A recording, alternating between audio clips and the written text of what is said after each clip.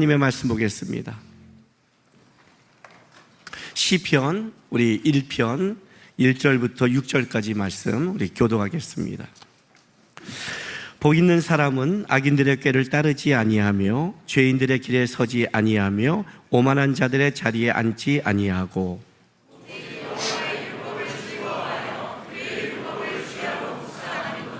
그는 시냇가에 심은 나무가 철을 따라 열매를 맺으며 그 잎사귀가 마르지 아니함 같으니 그가 하는 모든 일이 다 형통하리로다.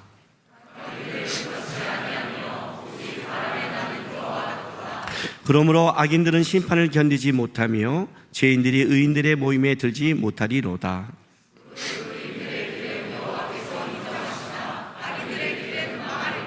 아멘. 오늘 수능 보신 학생들 있나요? 우리 한번 손 들어볼래요? 시험 보고 왔다. 네.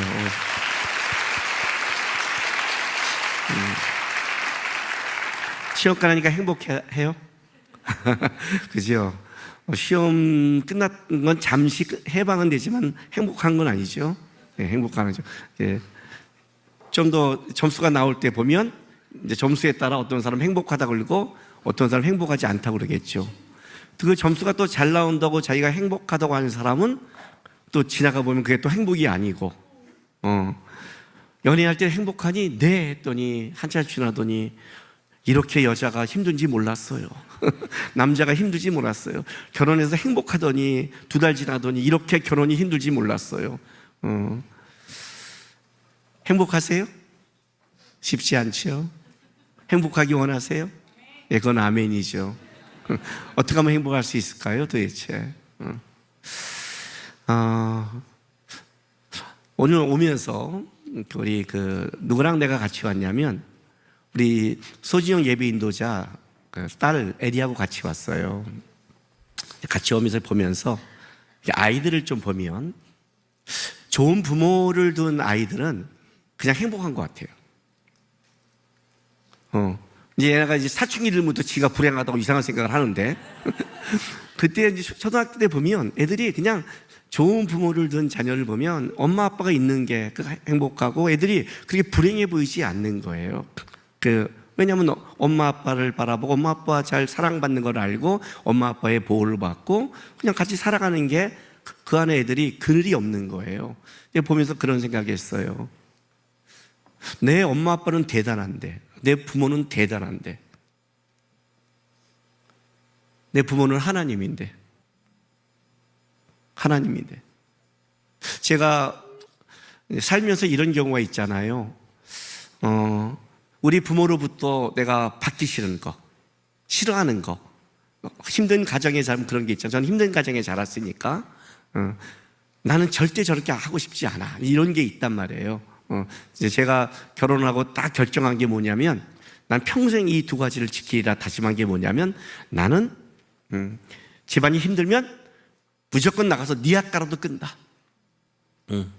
난 남자로서 가장으로 어떤 창피를 당해도 좋다. 난 니아까 끌어서 어쨌든 내 처자식을 먹여 살리는 데 있을 거다. 그리고 2번째, 난 집에 가서 절대 짜증내지 않겠다. 아빠가 짜증내니까 집안 분위기가 확 바뀌더라고요. 절대 밖에는 밖의 일이고 집에 가서는 짜증내지 않겠다. 아빠가 짜증내지 않는 것만 해도 분위기가 바뀌는 거니까. 제 안에는 이런 싸움이 있었어요. 절대 본받고 싶지 않은 것. 근데 이제 문제는 뭐냐면 가끔 이제 우리 아내랑 얘기할 때 부모로부터 물려받은 어떤 말투, 행동 이런 게 있잖아요. 예? 저희 작은 고모가 저를 굉장히 사랑해요. 왜 사랑하냐면 우리 작은 고모가 우리 아버님을 되게 좋아했는데 내 말하는 말투와 이게 하는 게 우리 아버님이 하는 것 같더래요. 아시겠어요? 저도 몰랐어요. 유전이라는 게 무서워요. 우리 아버님도 얘기할 때만 이렇게 하셨나 봐요. 그렇죠. 내가 하는 걸 보면서 닮았다는 거예요. 닮을 수밖에 없잖아요. 근데 우리 아내가 당신 그럴 때 아빠 같아, 아버지 같아 그러면 제가 뿔따고 하는 거예요. 그럴 때는 이제 안 좋은 걸 끌고 온 거니까. 그럼 제가 뭐라고 말하냐면 웃기는 소리 하지 마. 진짜 내가 아버지 같으면 당신 그런 얘기 못해. 우리 엄마 못했거든요. 아닌 거야. 이렇게 변명하는데 속은 뒤집어지죠. 근데 문제는 이거예요. 우리 아내가 한 말이 아니라 내가 어느 날 내 스스로 닮고 싶지 않은 게 있다고 느꼈을 때, 그죠? 그때는 이러는 거예요. 한 번 저렇게 낙담한 적이 있었어요. 우리 아버님은 예수도 안 믿었는데, 난 예수를 믿었는데, 우리 아버님은 죽기 직전에 예수를 믿고 나중에 가셨는데, 죽기 직전에 나는 목사인데, 그 할 때 하나님이 이렇게 저에게 말씀해 줬어요. 남구가 넌 달라 그래요. 넌 달라. 너의 육신의 아버지 때문에 육신의 어떤 모양은 닮았지만 너는 달라. 왜? 내가 너의 진짜 아버지야. 겉모습은 비쌀지 모르지만 너는 달라. 내가 다르게 만들 거고 넌 다르게 갈 거고 다른 인생을 살 거야. 그 응답을 받았어. 그 안에서 내가 해방이 된 거예요. 그치, 나의 진짜 아버지는 하나님이지. 그렇지 않아요? 하나님 여러분 진짜 아버지잖아요. 근데 이제 오늘 오면서 애를 보면서 그런 생각을 한 거예요. 나는 이렇게 하나님과 같이 걸 즐거워하고 있나? 나는 이렇게 하나님께 맡기고 행복하고 있나? 어떤 염려가 있으면 얘가 엄마한테 얘기하듯이 내가 어떤 염려 하나님께 얘기했고, 그리고 나는 하나님과 함께 하는 게 행복한가? 어려움도 있을 수도 있죠. 그죠? 힘듦도 있죠. 역경도 있죠. 그런데 내 아버지가 나를 지키는데, 내 아버지인데 난 진짜 행복한가? 오늘 수능 본 사람들한테 제가 말해줄게요. 결과에 연연하지 마세요. 괜찮아요. 물론 이것이 위안은 안 될 거예요. 이거 말하면 좀 더 기분 나쁠 수 있어요. 저도 10년 지나서 대학교 갔어요. 10년 지나 대학교 가란 말이 아니에요. 괜찮다는 거예요. 나도 그 당시는 그것이 인생이 망한 줄 알았어요. 짐이 나가서 빨간 딱지를 벗고 밖에 나갈 때 인생이 망한 줄 알았어요. 고난이 올 때는 망한 줄 알고, 사방이 막힐 때는 망한 줄 알고, 빚쟁이가 올 때 망한 줄 알고, 사채업자가 왔을 때는 진짜 끝장나는 줄 알았어요. 인생에 내 안에 끝장나는 경우가 되게 나는 많았어요. 그런데요, 안 망해요. 왜 그런 줄 아세요? 주님이 우리를 인도하는 길은 우리 눈 안에 있지 않아요. 출애굽기를 할 때 주님이 어떻게 우리를 끌어가시냐면, 먼저 홍해 앞 막힌 곳으로 가요. 거기 막힌 길이라고 그래요. 인간의 눈에는 막혔지만 하나님의 눈에는 길인 거예요. 그렇죠? 우리의 눈에는 항상 막혀 보여요. 그런데 주님을 따라가는 거, 우리 주님의 인도함을 받는 거는 다른 길이에요, 여러분. 진짜 바다 밑을 걸어가요. 놀라운 이야기가 있잖아요. 주님이 풍랑이는 바다를 걸어오면서 제자들이 놀랬더니 누굽니까? 나다 그랬더니 베드로가 그러잖아요. 만약 예수면 나를 무리를 걷게 하십시오. 와라 그랬어요. 베드로는 다른 길을 걸었어요. 어떤 길? 물 윗길을. 인간으로서는 생각할 수 없는 길이잖아요. 그죠? 바다를 가르고 가는 길, 물을 위를 걷는 길, 우리에게는 막힌 길이고 끔찍한 길이지만 우리 하나님이 우리를 끌어가는 길은 달라요. 그 앞까지 우리는 안 보여요. 이거는 우리의 눈 안목에 있는 길이 아니라 하나님 안에 있는 길이에요. 나는 그 하나님을 믿는 거예요. 이게 무슨 말이냐면, 우리 하나님은 길이 아닌 것을 길을 내고, 물을 가르고 물 위를 걷게 하시며, 사막에 강을 내고, 이해가 되세요? 우리가 고백한 그 성경의 고백이 그냥 입술의 고백이 아니라 진짜 현재 살아서 우리 안에 역사하는 하나님의 고백이에요. 그래서 그 길을 갈 수 있었어요. 저는 수능도 못 봤어요. 고3 때 10월 달에 부모님이 사라졌어요. 10월 달에 벼랑간 다 3년 후에 만났어요. 벼랑간 학교를 가야 되는데 차비가 없는 거예요. 고3에 준비가 안 돼 있잖아요. 집도 쫓겨나고 흑담집으로 가고, 근데 무슨 수능 시험을 봐요. 굶고 있는데, 부모님이 사라졌는데, 이 학교 가서 이런 것도 하지 못했어요. 그냥 폭풍 같은 고생길로 떨어졌어요. 흙집으로 쫓겨났고, 냉방에서 잤고, 부모님을 찾는데 부모님 없고, 어떻게 돈을 벌어 중3 된 내 동생을 졸업시켜야 되니까 나는 걸어다녔고, 차비라도 걔를 했어요. 벼랑간 어느 날 갑자기 다가온, 여러분 오늘 집에 갔는데 부모님이 사라졌다고 생각해 보세요. 오늘 수능 보고 집에 갔는데 부모님이 사라졌어. 더 끔찍할 걸, 수능보다? 그렇잖아요? 준비가 안 됐잖아요. 준비가 고3짜리가 무슨 준비가 돼 있어요. 중3짜리 동생하고 이제 대학 간 형이 있는데, 그 형이 아르바이트해서 돌려준 돈으로 어떻게 사는데, 저는 폭풍에 정신을 못 차렸어요. 그때 정신을. 그때 내가 본 건 뭔지 아세요? 그때 내가 예수님을 만났다는 게 너무 감사해요. 그래서 살았어요. 그래서 살았어요. 사방이 막히면 어떻게 돼요? 하늘을 보면 되잖아요. 그래서 미친 듯이 그때 성경을 봤어요. 미친 듯이 하나님을 봤어요. 하나님을 붙잡지 않으면 죽을 수밖에 없고 죽을 수밖에 없는 상황이었어요. 끔찍한 상황이었어요. 막힌 길이었고 깜깜한 길이었어요. 딱 하나밖에 없었어요. 어떤 거요? 하나님 무조건 살아계셔야 됩니다. 하나님 무조건 살아계셔야 됩니다. 하나님이 살아계시면 전 인생에 소망이 없습니다. 그래서 그 고백을 한 거예요. 20대를 다 드리겠습니다. 20대 전부 다 인생 7, 80년의 가장 꽃다운 나이, 하나님이 말한 대로, 교회가 말한 대로 봉사하고 교회를 지키고 무조건 하나님이 시킨 대로 내가 살겠습니다. 다 드립니다. 30살에도 만약 인생이 똑같다면 저는 하나님, 전 교회 떠납니다. 나는 종교가 필요한 게 아니라 하나님이 필요합니다. 그래서 드린 거예요. 왜? 성경이 말한 대로 내가 만난 하나님이 진짜 하나님이라면, 그 말씀으로 천지를 창조했다면 내 인생 정도는 길을 낼 수 있으니까, 그죠? 내 인생 정도는 무리를 걷게 할 수 있으니까, 내 인생 정도는 바다를 갈 수 있으니까, 내가 만난 하나님, 내가 성경에서 읽은 하나님은 그런 하나님이었으니까 한번 걸어보자. 그게 제 인생이었어요. 왜 그런 줄 아세요? 행복하려고요. 행복은 이거예요. 저에게 있어서는 돈 많이 벌고 세상이 알아주고 유명하고 이 땅에서 잘 사는 것, 저는 그게 행복이 아니었어요. 나에게 행복은 이거예요. 한 번 태어난 인생, 가치 있는 인생이었으면 좋겠다. 쓸모 있는 인생이면 좋겠다. 내가 내 인생을 살아고 내 길을 돌아봤을 때 그래도 사람답게 살았다. 누군가에겐 도움이 됐다. 가치 있는 삶을 살았다. 그런 인생이 되고 싶었어요. 하나님, 나 그랬으면 좋겠습니다. 하나님 나라 갔을 때 한 번도 하나님이 저를 써줬으면 좋겠습니다. 하나님께 나라 갔을 때 네 인생이 내 인생, 내가 내 눈 안에 있었고 너는 가치 있는 인생을 살았다, 이 한마디라면 어떤 고생도 저는 의미가 있습니다. 주님, 나에겐 그게 행복이었어요. 행복하고 싶었어요. 그죠? 우리는 행복하면 되잖아. 여러분, 복과 행복은 다른 거예요. 복은 상대적이에요. 내가 재능이, 공부를 잘하는 복을 받았으면 똑똑해져. 더 똑똑해야 되잖아요. 그렇죠? 내가 물질의 복을 받았으면 돈을 더 많이 벌어야 되잖아요. 복은 상대적이란 말이에요. 근데 행복은 상대적이지 않아요.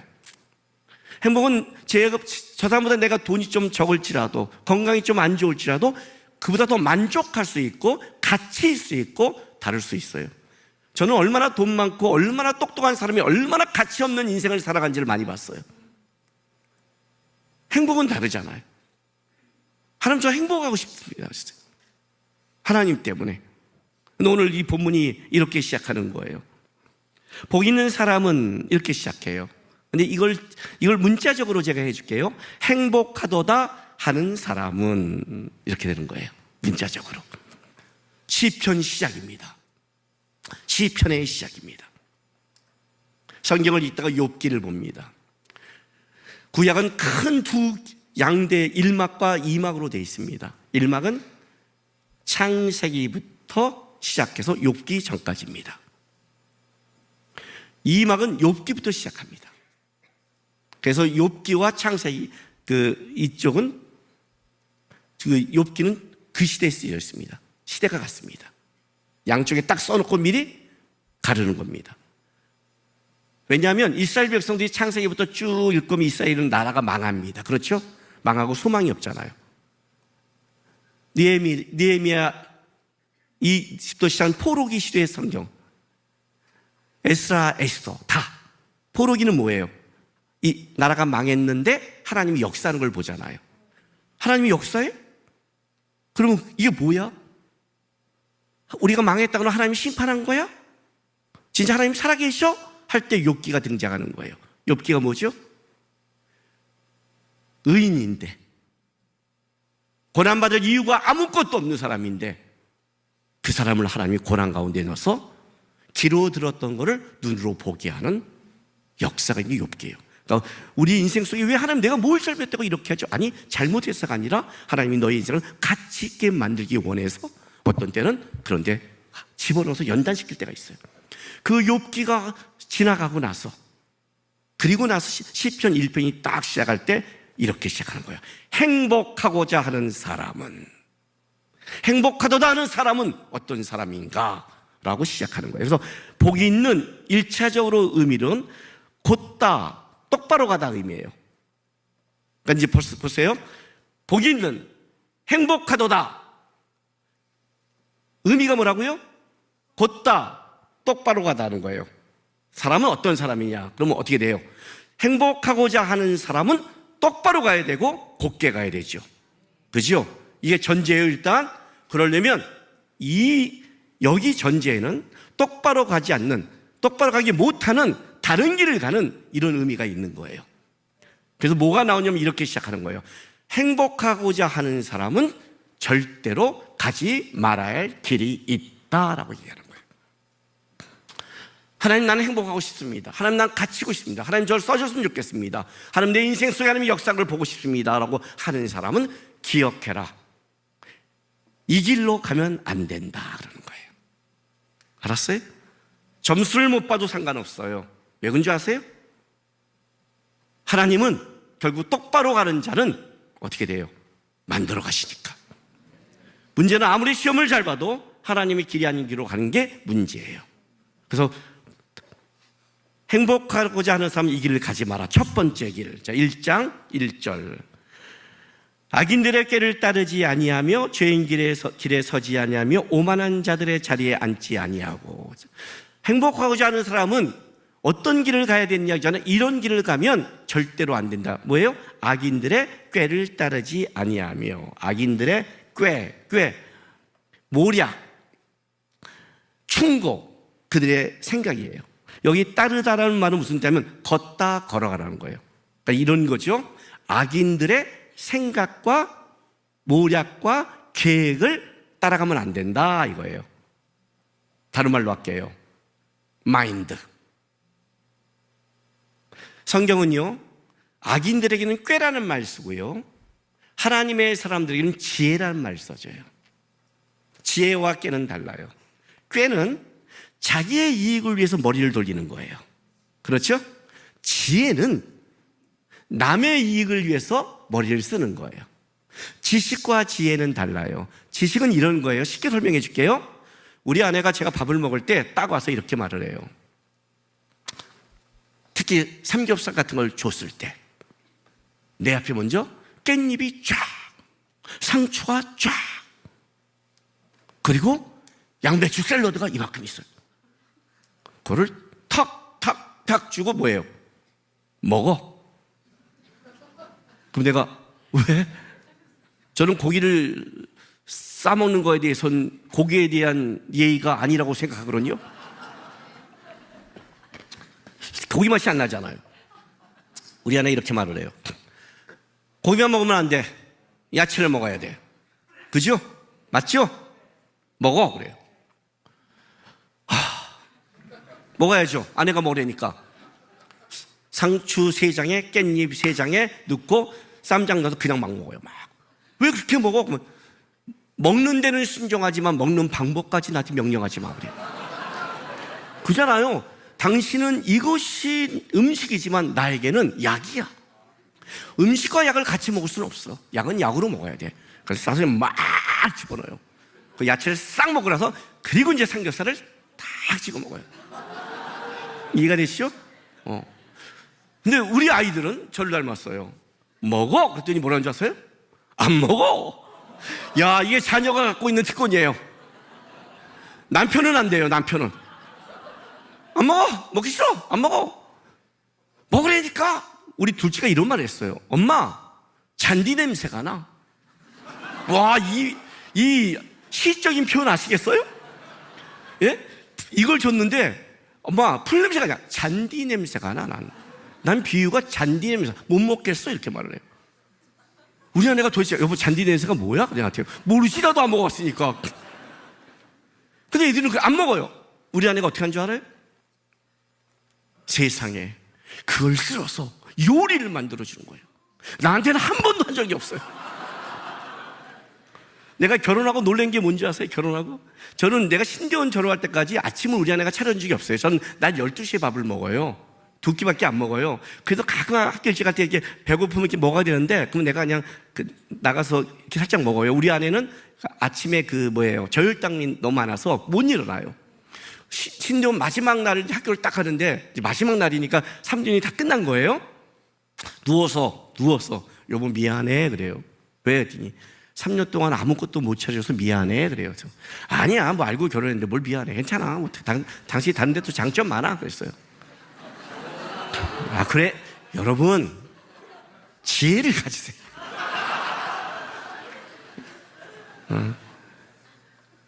그런데 나는 진짜 우리 아내가 아침에 못 일어날 줄 알았어요. 우리 아이들이 중학교를 갔는데 새벽에 일어나 도시락을 싸주는 거예요. 6년을. 아니 이거 좀 그래서 그랬죠. 여보 도시락 싸네? 자식이니까. 알았어요? 남편은 상관없어요. 자식은 해줘요. 생각해보니까 우리 부모가 나한테 그랬더라고요. 아 이거는 부모한테 얻어먹어야지 아내한테 얻어먹는 게 아니구나. 자식을 먹여야 되니까, 자식을 키워야 되니까, 자식을 해야 되니까 지혜가 생기는 거예요. 나한테는 지식이고 남편은 지식이에요. 먹어야 되는 거야. 먹었어요. 나는 먹어야 돼요. 자식은요, 이야. 그러니까 지혜는 다른 사람을 어떻게든지 만들고 섬기려고 할 때 생기는 하나님의 선물이죠. 내가 만약 지혜가 부족하다, 자기만 생각해서 그래요. 마인드가 자기만 생각하는 사람. 악한 게 뭐예요? 악한 게 의인과 악인의 차이가 뭔지 알아요? 성경에 의인과 악인은 어떻게 나는지. 의인은 뭐가 의인이냐면 그 사람이 의롭다고 성경은 말하지 않아요. 성경은 어떤 사람도 의인이라고 말하지 않아요. 여러분, 의인은 이런 뜻을 갖고 있어요. 의로운 이는 곧다 바르다는 뜻인데 하나님의 관계가 바른 자예요. 하나님 앞에서의 태도를 말하는 거예요. 이해가 되세요? 그게 의인이란 말이에요. 악인은 하나님의 태도가 아니라 뭐예요? 자기, 악한 꾀, 마인드, 자기만 보고 자기만 옳고 자기의 꿈만 세고 자기만 생각하는 자, 악인의 꾀를 따라가는 자. 인생의 계획, 인생의 목적, 어딜 가고 뭘 해도 자기의 이익, 자기 거 이익과 상충되면 버려버리고 떠나는 것. 그런 자, 이런 자는 이런 길을 따라가지 말라는 거예요. 하나님이요. 왜? 우리는 왕 같은 제사장이니까. 제사장은 하나님과 사람을 연결시키는 거니까. 그렇지 않아요? 우리 이름만 내자는 건 바벨탑이니까. 악한 자의 마인드를 쫓지 마라. 행복하지 못하다. 쟁취할수록 갈급할 것이고 가질수록 욕심이 많아질 것이며 가질수록 더 네 것을, 그 힘을 누리려고 악해질 것이다 라고 얘기하는 거예요. 두 번째, 죄인들의 길에 서지 아니하며. 죄인들의 길. 자, 죄라는 건 어떤 틀을 갖고 있어요? 죄란 관역이 빗나가다는 틀을 갖고 있어요. 원래 죄의 뜻이 내가 하나님께 화살을 쏠 때 이렇게 가야 될 것을 다른 쪽으로 쏘는 것이에요. 관역이 빗나갔다. 그 뭐예요? 여기서 죄인은 빗나간 자, 빗나간 길이 되는 거예요. 그러니까 죄인들의 길에 서지 마라. 빗나간 길로 가지 마라. 뭐예요? 방향성. 악한 자의 마인드와 너의 삶의 방향이 어디냐를 체크해야 돼요. 너의 삶의 방향이 어디니? 왜냐하면 우리는 내가 바라보는 목적이 분명해야 거기 가는 목표가 생기는 거예요. 그죠? 내 삶의 목적이 이거야 해야지 목표를 세우잖아요. 이때 공부하고 이렇게 하고 이렇게 일어나면 가잖아요. 그것이 목적이 삐뚤어져 있으면 어떻게 돼요? 방향이 삐뚤어져 있으면 무서워지는 거죠. 삐딱한 길로 계속 가는 거죠. 여러분, 우리의 삶의 가장 중요한 두 가지가 뭐라 했어요? 방향과 속도라고 그랬죠. 방향과 속도. 하나님의 방향이 맞아지고 속도가 맞아지는 사람은 이 사람을 하나님이 쓰는 거예요. 그런데 중요한 것은 속도보다 방향이 중요하다. 방향이 틀어지면 빠를수록 하나님과 멀어진다. 멀어지면 이만큼 다시 돌아와야 되잖아요. 인생에서. 하나님이 이렇게 보는 거예요. 너의 삶의 방향이 잡혀있니? 주의 말씀은 내 길의 빛이요 내 발의 등입니다. 무슨 말인지 아세요? 내 길의 빛, 방향의 목적, 내 말씀의 기준을 갖고 봐야죠. 목적, 그리고 어떻게 돼요? 하나님이 쫙 비춰주는 게 아니라 이제 내 발등 한 발을 비춰주고 가는 거예요. 수능 모는 사람이 이랬으면 좋겠잖아요. 하나님 내 인생은 어떻게 살면 좋겠어요? 쭉 알려주세요. 절대 그렇게 안 알려줘요. 방향이 분명하면 걱정하지 마라. 하나하나 말씀을 따라가면 가게 돼 있다. 그래서 너의 삶의 목적과 방향이 진짜 하나님 앞에 맞는지를 점검해라. 이것이 틀어진 자는 절대 행복하지 못하는 거예요. 살면 살수록 허무해지기 시작할 거예요. 세 번째 1절 끝에 오만한 자들의 자리에 앉지 아니하고. 자, 오만한 자, 오만하다, 입을 삐죽거리는 거예요. 입을 삐죽거리듯이요. 입을 삐죽거리. 언제 우리가 입을 삐죽거리죠? 엄마가 이제 혼낼 때 연기 잘하나요? 이런 거 있죠. 이런 거 조롱하는 거. 이게 이제 오만한 거예요. 오만한 거. 이 조롱은 누가 말할 때 조롱한다는 뜻이 아니에요. 이런 걸 조롱하는 거예요. 하나님에 대해서 조롱하는 거예요. 말씀에 대해서 조롱하는 거예요. 그런다고 돼? 그렇게 말씀대로 한다고 돼? 요즘 세상에? 맞아? 삐죽거린 거. 하나님의 말씀에 대해서 삐죽거리고 믿지 않는 것을 오만한 자예요. 오만한 자리, 삶의 목적이죠. 원래 죄가 들어올 때 이것 때문에 들어오죠. 여러분, 죄는 언제 들어오냐면 바로 오만한 자리에 앉으려고 들어온 게 죄였어요. 사단이 이렇게 말하죠. 선악과를 먹으면 하나님 같이 되리라. 내가 그 자리에 앉으리라. 원래 죄의 끝은 하나님을 비아냥거리고 자기가 그 자리에 앉는 거란 말이에요. 이쪽 길을 선택하면 안 되는 거예요. 그러면 이걸 어떻게 해야 되느냐? 오만한 자리에 앉지 않으려면 어떻게 해야 될까요? 오늘 재밌는 표현이 하나 있어요. 보세요. 이렇게 세 가지의 길을 가지 말라면서 그럼 어떻게 살아야 됩니까? 그러면 2절에 이렇게 말을 해요. 자, 오직 여호와의 율법을 즐거워하여 그 율법을 주야로 묵상하는도다 그래요. 이게 뭔 말인지 알겠어요? 여호와의 말씀을 즐거워하고 하나님의 말씀을 즐거워하고 하나님의 말씀을 주야로 묵상하는 자가 복되대요. 보통 이렇게 말을 해야 되거든요. 악인들의 꾀를 따르지 말고 선인들의 길을 따르고 죄인들의 길에 서지 말고 어떻게 해야 돼요? 의인들의 길에 설 것이며 오만한 자리에 앉지 않고 겸손한 자리에 앉아라. 이렇게 말해줘야 되잖아요. 그죠? 근데 이렇게 말하지 않았어요. 왜 그런지 아세요? 우리는 선인일 수 없습니다. 우리는 의인일 수 없습니다. 우리는 겸손할 수 없습니다. 이게 우리의 본질입니다. 우리는 가만 놔두면 자동으로 어떻게 되냐면 악인들의 꾀를 쫓고 죄인들에게 있으며 오만한 자리에 앉는 게 우리의 본질이며 특성입니다. 그러니까 어떻게 해요? 선인들의 길을 가라, 의인들의 길을 가라, 겸손한 길을 가라고 성경을 말할 수가 없어요. 왜? 할 수 없는 거니까. 이해가 되세요? 할 수 없는 거예요, 이건요. 겸손할 수 있나요? 이제 수능 봤어요. 자, 봤어요? 너 수능 어떻게 봤어? 수능에 한 문제 틀렸어요, 전체. 잘 본 거예요, 잘못 본 거예요?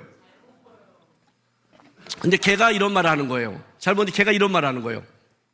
아씨, 진짜 멍청해, 씨. 왜? 그걸 실수를 해? 만약 얘가 그랬다면, 오늘 여기서 수능 본 사람, 걔한테 돌을 던지고 싶지 않겠어요? 그러지 않아요? 전체에서 하나 틀린 애가 저도 멍청해요 그러면 어떻게 되는 거예요? 지금 여기 수능 보는 사람들은 그죠? 걔가 자기가 멍청하고 우리는 사람이 아니잖아. 사람이 내가 아니잖아요. 우리 실제 우리 교회 그 목사님이 계시는데 미식가가 있어요. 미식가가. 그럼 미식가와 미식가의 아닌 걸 설명해 줄게요.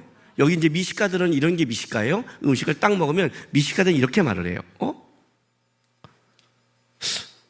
간장이 달달한데 일본 간장인가? 가시오케 들어갔나? 조미료 맛이 뭐뭐더라고? 마늘 맛이 나네? 이렇게 구체적으로 들어가는 미식가예요. 미식가 아닌 사람들을 설명해 줄게요. 다 먹어. 야, 달달한 게 맛있는데? 짭짤한 게 짠데? 아주 입에 탄수예요. 이건 미식가 아니에요? 입맛이 좋은 거예요, 입맛이. 입맛이 좋은 거고, 미식가들은 딱 먹는 순간에 분석이 들어가요. 이게 미식가예요. 우리 목사님 중에 그런 분이 있어요. 어디 가서 메뉴판 시키면 딱 보면 그림만 색깔을 봐도 이거 맛있겠는데? 딱 시면 진짜 맛있어요. 느낌이 온단 말이에요. 그래서 우리가 그래요. 야, 너 미식가다. 그럼 뭐라고 말하냐면, 아유, 형님, 저 미식가 아닙니다. 저 맛있는 거 좋아합니다. 그래요. 우리가 한국 쓰여서, 너 미식가다? 그래. 아, 형님, 저 아닙니다. 아니, 너 미식가 맞아. 아니에요. 야, 너 미식가 맞아. 그러면 얘가, 그래도 아닌 것 같은데, 야, 이 새끼야. 미식가 맞아, 이 새끼야. 그럼 이제 내가 욕을 하니까, 예, 맞아요. 근데 왜 화내는 게 아니야, 이 새끼야. 네가 미식가야 내가 보통 입맛이 올라가. 네가 보통 사람이면 내 입은 개야. 뭐만 줄 아세요? 이 말을?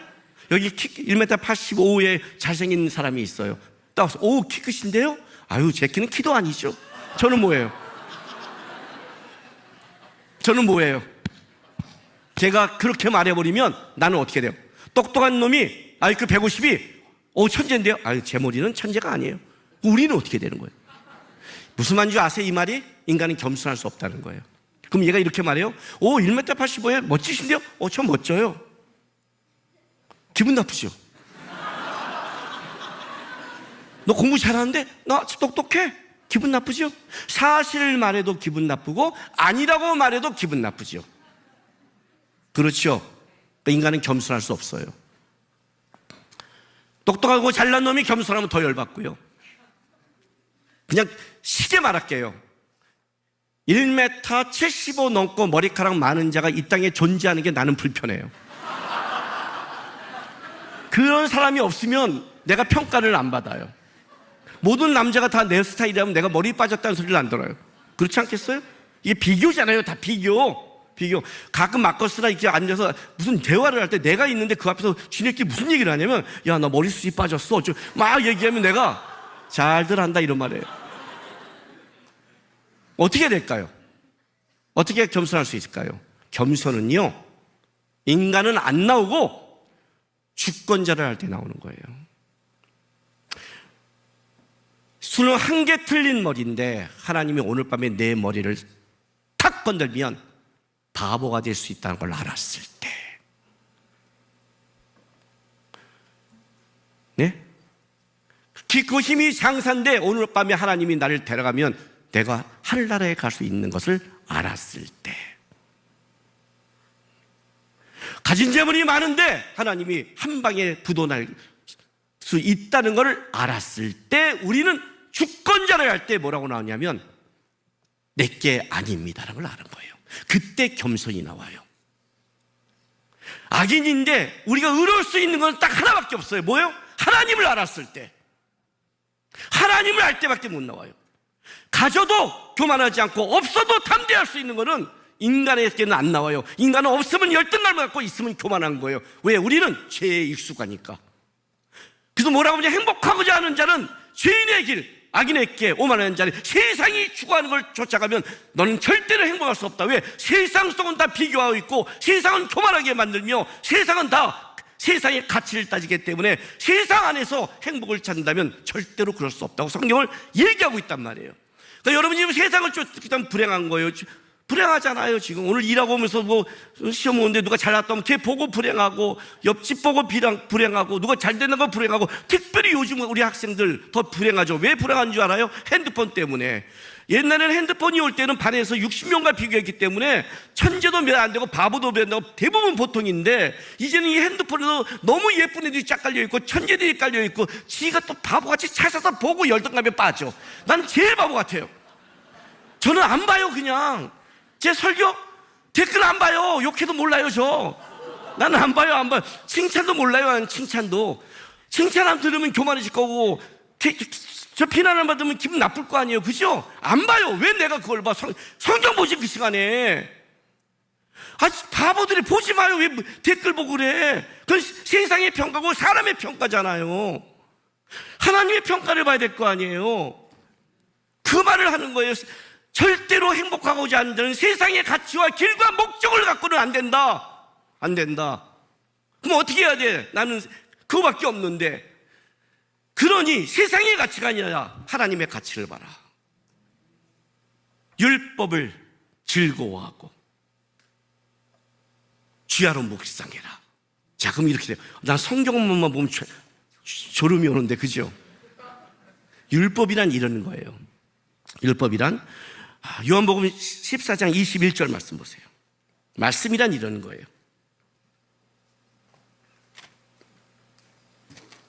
요한복음 14장 21절. 자, 제가 14장 21절. 나의 계명을 지키는 자라 나를 사랑하는 자니 나를 사랑하는 자는 내 아버지께 사랑을 받을 것이요 나도 그를 사랑하여 그에게 나를 나타내리라. 이게 무슨 말이에요? 하나님을 사랑하는 자가 말씀을 본대요. 왜 그럴까요? 율법을 사랑한다는 것은, 율법을 즐거워하는 것은 하나님을 즐거워하는 거예요. 연애 편지 받아본 적 있으세요? 애인이 쓴 편지는요, 계속 봐요. 계속 보게 돼 있어요. 하나님을 즐거워하는 거예요. 그냥 말씀, 종교적인 걸 말하는 게 아니에요. 너 행복하고 싶니? 하나님을 즐거워해. 하나님을 묵상해. 묵상하다는 뜻, 되새기다, 반복하다, 계속하다. 여러분 다 묵상해봤어요. 어떤 거 여러분이 좋아하는 것 같아 계속 돌지 않아요? 잠을 자다 꿈에도 나타나고 그러지 않아요? 안 그래요? 제가 볼링 배울 때는 다 사람들의 머리가 핀으로 보였어요. 당구 배울 때는 알로 보였고요. 그게 묵상이에요. 반복해서 생각하는 것,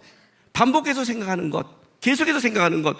제가 좋아하는 거는 반복하잖아요. 이렇게 말하는, 행복하고 싶다면 하나님을 계속해서 생각하라는 거예요. 제가 하나 힌트를 줄게요. 오늘 수능 온 사람들을 위해서 힌트를 줄게요. 제 이 영적 지금 처방법을 갖춰준 거예요. 이 영적 처방법을 가지고 있다면 평생에 살아갈 때, 낙담할 때 일어날 수 있는 굉장한 처방법이 될 거예요. 가서 요즘 성경 잘 찾을 수 있거든요. 내가 은혜 받은 말씀 39절을 다 찾아서 저장해 놓으세요. 두려워하지 마라, 놀라지 마라, 난 너의 하나님이야 쓰시고요. 세상 끝나기 전에 내가 너와 함께하리라, 이런 말씀을 다 쓰세요. 써서 어떻게 하냐? 마음이 불안하고 힘들 때 끄집어내서 읽으세요. 저는 그렇게 했어요. 내 인생에 막혔을 때, 내 인생이 끔찍할 때, 우울할 때, 어떤 말로 상처받을 때, 가능성이 없다고 생각할 때, 두려움에 떨 때 어떻게 할까요? 나에게 은혜 줄 말씀 딱 꺼서 저는 읽었어요.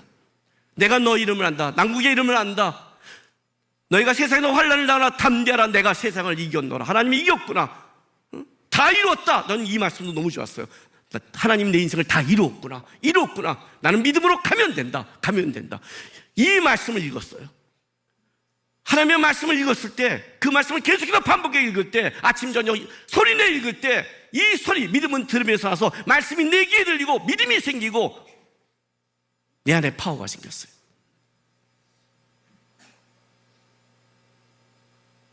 말이 많으면요, 문제를 만들어요.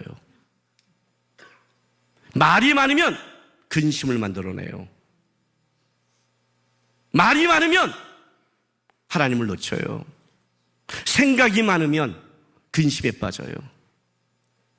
생각이 많으면 세상 거를 보게 돼 있어요. 기도를 하면 믿음이 생겨요. 말씀을 읽으면 담대함이 생겨요. 그 얘기를 하는 거예요. 행복하고자 하는 사람은, 행복하도다 하는 사람은 세상의 가치를 쫓아서는 행복할 수 절대 없다. 어떻게 한다? 하나님을 붙잡아라. 하나님을 즐거워하고 하나님을 묵상해라. 그래야 너는 행복할 수 있다. 왜? 1장. 자, 보세요. 3절. 그는 시냇가에 심은 나무가 철을 따라 열매를 맺으며 그 잎사귀가 마르지 아니한 같으니 그가 하는 모든 일이 다 형통하리로다. 악인들은 그렇지 아니하며 오직 바람에 나는 겨와 같도다. 형통한데요. 형통이 뭘까요? 자, 창세기 39장 2절 보세요. 창세기 39장은요, 요셉이 보디발의 집에 팔려가는 것이고, 그리고 나서 요셉이 보디발의 아내의 모함을 봐서 감옥으로 떨어지는 장면이 창세기 39장 말씀이에요. 근데 이 39장 시작, 보디발의 집에 들어갈 때 성경은 이렇게 말해요. 여호와께서 요셉과 함께 계심으로 그가 형통한 자가 되어 그의 주인 애굽 사람 집에 있으니 어떤 거? 형통한 자가 되어. 그리고 이제 감옥에 들어갔는데 23절에 이렇게 말해요. 간수장은 그의 손에 맡긴 것을 무엇인지 살펴보지 아니하였으니 이는 여호와께서 요셉과 함께 하심이라. 여호와께서 그를 범사에 형통하게 하셨다. 말이 안 되죠. 요셉은 지금 팔려가서 노예가 됐고, 그것 어떻게 가정총무까지 했는데 감옥에 내려갔는데 우리가 보기에는 나락으로 떨어졌잖아요. 근데 성경은 어떻게 시작한 줄 알아요? 요셉의 인생에 갈 때 우리 눈으로 나락으로 떨어지니까 성경은 먼저 못을 딱 바꿔요. 요셉은 형통한 자야? 요셉은 형통한 자야. 앞뒤로 딱 박아놨어요. 성경의 형통이란 이거예요. 편하게 가다, 좋을 대로 가다, 여러분 인생 속에, 세상 속에 인정받고 가다가 아니라 하나님 뜻대로 가고 있다예요. 하나님 뜻대로 가고 있다. 악인은 바람에 나는 겨와 같은, 악인은 세상의 물결과 세상이 오면 흔들려요. 그게 악인이에요. 왜? 세상 거를 붙잡았으니까 세상으로 말미암아 흔들 수 없는데, 의인은 하나님을 즐거워한 자는, 하나님 앞에 있는 자는 뭐냐면 나락으로 떨어져도 이 안에서 담대함이 있는 거예요. 왜? 하나님 뜻대로 가고 있으니까. 이렇게 제가 항상 요셉을 설명할 때 이렇게 설명하죠. 내 인생은 계속해서 떨어진 거예요. 이렇게 끝났다고 생각했는데 하나님이 이렇게 바꾼다고요. 이해가 되세요? 총리로 가는 지름길이었어요. 안 가려고 여기서 애썼으면 이렇게 됐을 거예요. 평생을 형통이 그거예요. 형통이. 지금 여러분의 세상 속에 어떤 것이 잘 됐다고 그냥 막 좋아하고, 안 됐다고 낙심하고 세상 걸로 그렇게 하지 마세요. 의인은, 하나님을 즐거워한 자는 뭐예요? 담대함이 생겨요. 왜? 하나님 뜻대로 가고 있으니까. 제가 청년 때 제가 고백한 게 뭔지 아세요? 이거예요. 하나님은 사랑하는 자녀를 일부러 고난에 빠뜨리지 않는다. 만약 하나님이 지금 나를 연단 가운데 뒀다면 정금같이 만들 이유일 거다. 내가 이 길을 하나님의 말씀대로 간다면 분명히 나는 가치 있는 정금 같은 인생이 될 것이다. 이해가 됐어요? 형통할 걸 믿었어요. 하나님은 내가 말씀을 보고 하나님을 바라보는 한 그의 자녀를 절대로 창피하게 두지 않는다. 내가 악인의 길을 가지 않고 하나님께 기도한 이 기도가 하나님 앞에 결코 헛되지 않는다. 그게 형통이에요. 결론이 5절 6절에 이렇게 내려요. 그러므로 악인들은 심판을 견디지 못하며 의인들의 모임에 들지 못하리로다. 무릇 의인들의 길은 여호와께서 인정하시나 악인들의 길은 망을가. 믿으세요? 믿으십니까? 예. 하나님이 전 예수를 믿고 제 안에 어떤 기대감이 있는 줄 아세요? 우리 청년들 어떤 기대감이 있을까요? 전 이런 기대감이 있었어요. 하나님이 내 인생을 어떻게 가치 있게 만드실까 기대감이 있었어요. 그 기대감이 뭘 만드냐면 죄인들의 길을 안 가게 되고 악인들의 길을 따르지 않았고 예수 믿지 않는 친구들의 그런 생각과 그런 놀이와 그런 문화를 저를 쫓지 않게 만들었어요. 왜? 나는 하나님 앞에서 가치 있는 인생을 살 거니까. 하나님이 나를 쓰고자 할 때 내가 하나님 앞에 쓰고자 한다면 나는 하나님 앞에 있어야 되니까 하나님이 싫어하는 길, 하나님이 원치 않은 곳 안 갔어요. 왜냐하면 그건 내가 하나님 앞에 갖고 있는 자부심이었어요. 내가 하나님 앞에 있는 한 나는 망하지 않을 것이다.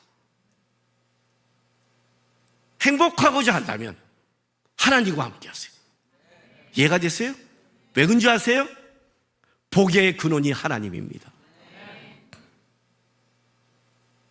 그래서 하나님과 같이 있으라고 성경은 얘기합니다. 제가 한번 중국에 10여 년 전에 간 일이 있었는데 지금은 못 돌아가요. 저도 블랙리스트가 돼 있어갖고 어느 호텔에 들어갔는데, 여기는 이 호텔은 아무나 못 들어가는 것이, 아침에 가는데. 근데 저를 초대한 분이 그때 굉장히 높은 자리에 있는 분이었어요. 했더니 그대로 앞에 문을 열어주고 인도에서 좋은 자리에 앉혀주고요. 나 때문에? 아니, 나와 함께한 자리에 있는 사람의 위치가 높으니까. 이해가 됐어요? 왜 우리가 행복할 수밖에 없고 왜 하나님 우리를 끌어간 줄 알아요? 나와 함께하는 이가 누구예요? 하나님이니까. 이걸 아셔야죠. 예, 이걸 믿어야죠. 이걸 믿어야죠. 예, 마태복음 16장 보세요. 마태복음 16장 우리 너무나 잘 아는 말씀이죠. 내가 이 말씀 안 줬나? 저기 참고 구절로 헷갈렸어요. 보세요. 16장 17절 너무나 잘 아는 거예요. 다 같이 한번 읽어볼까요? 시작. 시몬 베드로와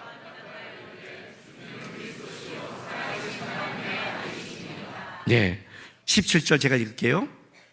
예수께서 대답해 이르시되 바요나 시몬아 내가 복이 있도다.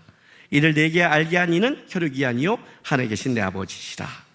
현대의 성경에는 이렇게 번역했습니다. 바요나 시몬아 너는 행복한 자다.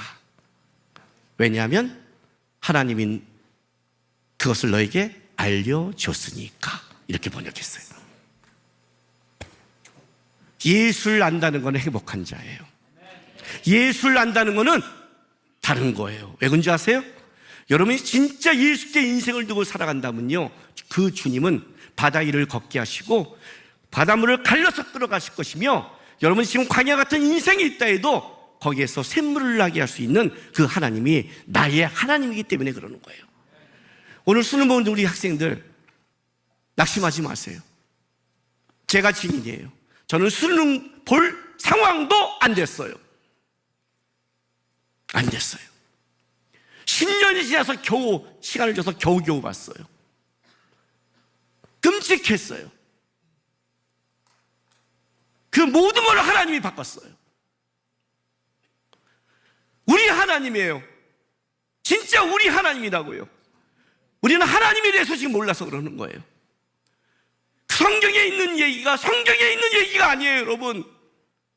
우리 시대도 기적을 만들고 우리 시대도 하나님은 일하시며 우리 시대도 역사를 만들고 우리 시대도 하나님은 우리 한 사람의 인생을 가치 있게 만들어가는 그 하나님이에요. 성경의 옛날 이야기가 아니라 이 얘기가 오늘 우리 삶 속에 있다고 말하는 거예요. 그리고 하나님이 이렇게 말하는 거예요. 이 성경의 얘기가 오늘 너의 삶 속에서 너와 같이 이 이야기가 쓰여지면 좋겠다. 이해가 됐어요? 그래서 하나님 우리에게 요청하는 거예요. 뭔 줄 아세요? 악인의 길과 죄인의 길과 오만한 자리 세상 길을 가지 말고 너의 마음을 나에게 말씀에 두어서 행복한 자의 인생을 살아보자. 하나님께 마음을 두고 하나님과 함께 살아보면서 하나님으로 내가 행복합니다, 가치 있는 인생을 살았습니다, 이 고백하는 모든 성도 되기를 바랍니다. 우리 시간 다 같이 한번 기도하겠습니다. 이렇게 기도했으면 좋겠습니다. 하나님, 살아가면서 내 인생에 풍랑이 칠 때가 있을지 모르겠습니다. 내 인생에 길이 막혔을지 모르겠습니다. 그때 하나님, 풍랑이나 막힌 길을 보는 게 아니라 풍랑 위에 걸어오시는 예수, 막힌 길을 뚫는 하나님, 그 하나님만 바라보고 하나님께 마음을 두고 하나님만 쫓아가는 신앙 되게 도와주옵소서. 하나님으로 말미암아 행복한 인생 되게 하나님 만들어 달라고 다 같이 우리 주여 한번 외치면서 기도하겠습니다. 주여! 할렐루야. 아버지 하나님 감사합니다. 오늘 여기 하나님의 사랑하는 자녀들이 있습니다. 주님, 하나님으로 말미암아 행복한 인생 되게 도와주시옵소서.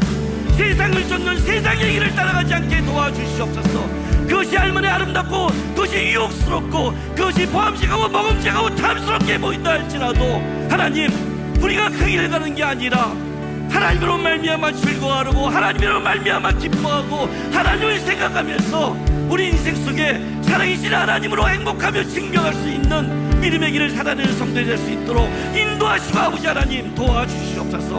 이들이 모두가 하나님으로 행복할 수 있도록 기름 부어 주시옵소서.